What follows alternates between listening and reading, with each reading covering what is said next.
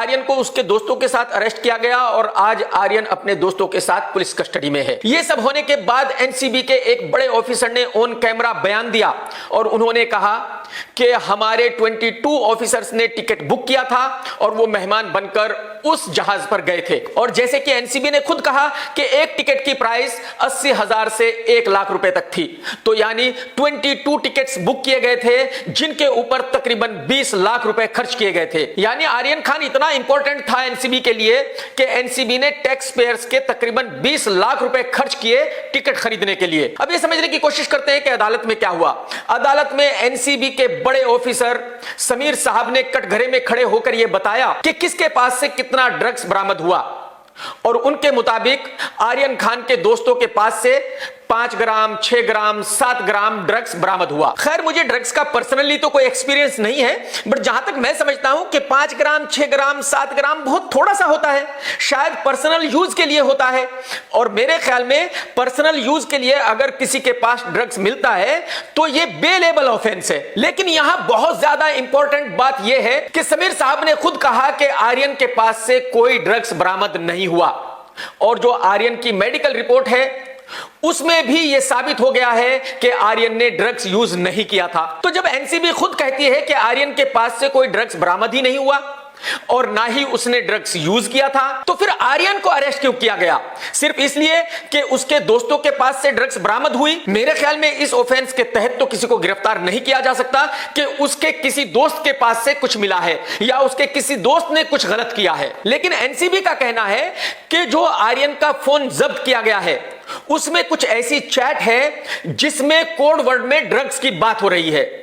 अब वो code word drugs के लिए ही यूज किया जा रहा है, ये कौन साबित करेगा? हो सकता है आर्यन ड्रग्स के बारे में बात ना कर रहा हो, लड़की के बारे में बात कर रहा हो, क्योंकि ड्रग्स के लिए भी माल कोड वर्ड यूज किया जा सकता है और लड़की के लिए भी। आप सभी को याद होगा रकुल प्रीत, सारा अली खान, श्रद्धा कपूर और दीपिका की व्हाट्सएप चैट्स जो मीडिया में आई थी, जिसको सबने पढ़ा है और जिसमें कहा गया है कि माल लाओ, माल लाओ, माल लाओ। तो अगर आर्यन को व्हाट्सएप चैट की वजह से गिरफ्तार किया जा सकता है तो उनको व्हाट्सएप चैट की वजह से गिरफ्तार क्यों नहीं किया गया? इसका मतलब यह हुआ कि आर्यन के लिए कानून अलग है और उन लड़कियों के लिए कानून अलग है, क्योंकि वो हीरोइंस थी और आर्यन शाहरुख खान का बेटा है। मीडिया में ऐसी रिपोर्ट्स आई है कि आर्यन ने यह कबूल किया है कि जब वो देश से बाहर रहता था तो वो ड्रग्स यूज करता था। अगर आर्यन किसी ऐसे देश में ड्रग्स यूज करता था जहां ड्रग्स लीगल है तो मेरे ख्याल में ये ऑफेंस नहीं हो सकता, क्योंकि दुनिया में ऐसे बहुत सारे देश हैं जहां सड़क के किनारे ड्रग्स वैसे ही बिकती है जैसे हिंदुस्तान में गाजर मूली हलवा। तो अगर किसी ने ऐसे किसी देश में ड्रग यूज की है तो वो कोई क्राइम नहीं है, क्योंकि अगर किसी ने साउथ अफ्रीका में बैटिंग की है जहां बैटिंग लीगल है तो उसको हिंदुस्तान में अरेस्ट नहीं किया जा सकता कि उसने साउथ अफ्रीका में बैटिंग की है। खैर आगे चलते हैं। तो अब आर्यन अपने दोस्तों के साथ 5 दिन जेल में रहेगा, यानी 5 दिन 100% कंफर्म है। अगर 5 दिन के बाद पुलिस कस्टडी बढ़ा दी गई या जेल भेज दिया गया तो वो अलग से। तो चलिए जी, हम एनसीबी की बात मान लेते हैं कि भाई आर्यन के दोस्तों के पास से ड्रग्स बरामद हुआ, आर्यन का जो फोन में चैट मिला है उसमें ड्रग्स की बात हो रही थी और आर्यन ने एक क्राइम किया है। उन्होंने किया है या नहीं किया है इसको छोड़ देते हैं, हम एनसीबी की बात मान लेते हैं कि भाई ये एक क्राइम है। लेकिन मैं अब आपको याद दिलाना चाहता हूं कि कॉमेडियन भारती और उसके हस्बैंड को भी एनसीबी ने अरेस्ट किया था और उनके घर से ड्रग्स बरामद भी हुआ था और उन दोनों ने अपने बयान में यह कबूल भी किया था कि हां उन्होंने ड्रग्स यूज किया है। लेकिन जब उन दोनों हस्बैंड वाइफ को अदालत में पेश किया गया तो उसी वक्त दोनों को जमानत मिल गई। तो जब भारती और उसके हस्बैंड को जमानत मिल सकती है, जिनके घर पे ड्रग्स बरामद हुआ था, जिन्होंने यह कबूल किया था कि हां उन्होंने ड्रग्स यूज किया है, तो फिर आर्यन को जमानत क्यों नहीं मिली?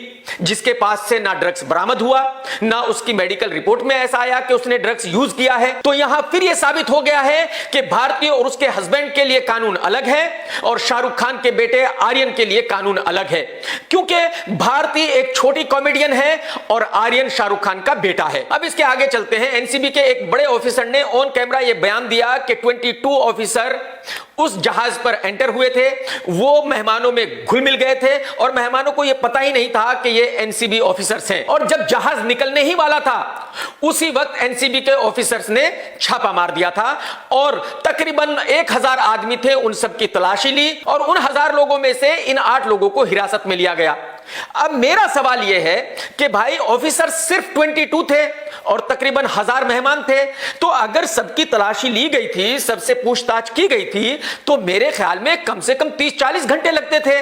तो फिर आधे घंटे में, 1 घंटे में ही ये सारी कार्रवाई पूरी कैसे हो गई थी? खैर, इसके उलट आर्यन खान के वकील का ऑन कैमरा बयान यह है कि एनसीबी के ऑफिसर जहाज के बाहर ही वेट कर रहे थे और जब आर्यन खान अपने दोस्तों के साथ वहां गया और जहाज में एंट्री से पहले ही इनको हिरासत में ले लिया गया और फिर एनसीबी के ऑफिस लाया गया। तो इसका मतलब यह है कि एनसीबी को पूरा यकीन था कि बाकी के तकरीबन 1000 लोग बिल्कुल शरीफ थे, एकदम अच्छे इंसान थे और उनमें से किसी के पास भी ड्रग्स नहीं हो सकती थी। बस अगर ड्रग्स हो सकती थी तो सिर्फ इन 8 लोगों के पास ही हो सकती थी। अगर कोई गलत काम कर सकता था तो वो सिर्फ ये 8 लोग ही थे। तो इसका मतलब यह हुआ कि एनसीबी के 22 ऑफिसर्स वहां गए थे सिर्फ आर्यन और उसके दोस्तों की तलाशी लेने के लिए और ये चेक करने के लिए कि ये ड्रग्स यूज तो नहीं कर रहे हैं। अब मैं यहां ये नहीं कह सकता कि कौन सच बोल रहा है, कौन झूठ बोल रहा है। अगर एनसीबी के किसी बड़े ऑफिसर ने ये बयान दिया है तो मैं इसको सच ही मानूंगा, क्योंकि हम एनसीबी के ऑफिसर्स पे पूरा भरोसा करते हैं। और अगर आर्यन के वकील ने ऑन कैमरा ये बयान दिया है तो मैं उसको भी झूठ नहीं कह सकता। तो अगर आर्यन का वकील झूठ बोल रहा है तो एनसीबी उस पर कार्रवाई क्यों नहीं कर रही है? और आर्यन के वकील ने यह भी बताया कि भाई जहाज को जाने दिया गया, उन सबको पार्टी करने के लिए अलाउ किया गया, ना ऑर्गेनाइजर्स को अरेस्ट किया गया, ना उनसे कोई पूछताछ की गई और ना बाकी लोगों से कोई पूछताछ की गई। यानी एनसीबी को पूरा यकीन था कि बाकी कोई भी आदमी कोई इलीगल एक्टिविटी उस जहाज पर नहीं कर सकता। खैर, अब वापस आते हैं आर्यन के चैट पर। आर्यन के फोन की चैट कहती है कि भाई वो ड्रग्स की बात करता था कोड वर्ड में। उसके फोन में काफी फोटोज भी मिले हैं जिससे यह साबित होता है कि शायद वो ड्रग्स यूज करता था। अगर सिर्फ इस सबूत के आधार पर आर्यन को अरेस्ट किया जा सकता है तो फिर रणबीर कपूर को भी अरेस्ट किया जाना चाहिए, जिसने खुद ऑन कैमरा ये कहा है कि भाई मुझे ड्रग्स की आदत लग गई थी और बड़ी मुश्किल से मैंने इस आदत को छोड़ा है। तो यानी कि वो भी ड्रग्स लेता था, कितने साल पहले भी लेता हो, उसने भी इलीगल काम किया है, तो उसको भी अरेस्ट किया जाना चाहिए। कंगना दीदी ने भी ऑन कैमरा ये खुद कहा है कि मुझे ड्रग्स की आदत लग गई थी, बड़ी मुश्किल से मैंने उसको छोड़ा। यानी कंगना भी ड्रग्स लेती थी, वो कब लेती थी ये दूसरी बात है। और सिर्फ रणबीर और कंगना ही नहीं बल्कि बॉलीवुड में ऐसे बहुत लोग हैं जिन्होंने ऑन कैमरा ये कबूल किया है कि वो ड्रग्स लेते थे। तो मेरे ख्याल में उन सभी को अरेस्ट किया जाना चाहिए, क्योंकि कानून सबके लिए बराबर होना चाहिए। देखिए, कानून के आंखों पर पट्टी बंधी है। कानून किसी को देखकर अपना फैसला नहीं सुनाता। कानून सबके लिए बराबर है, वो कोई बड़ा हो या छोटा हो, वो हिंदू हो, मुस्लिम हो, सिख हो या ईसाई हो। 140 करोड़ बच्चे भारत माता के बच्चे हैं और भारत माता की नजरों में वो सब एक हैं और उन सब के लिए कानून एक ही होना चाहिए। बापू महात्मा गांधी जी ने कहा था कि भले ही 1000 गुनाहगार छूट जाएं, बट एक बेगुनाह को सजा नहीं होनी चाहिए। मैं फिर यहां रिपीट कर दूं, मुझे नहीं पता कि आर्यन ड्रग्स करता है या नहीं करता।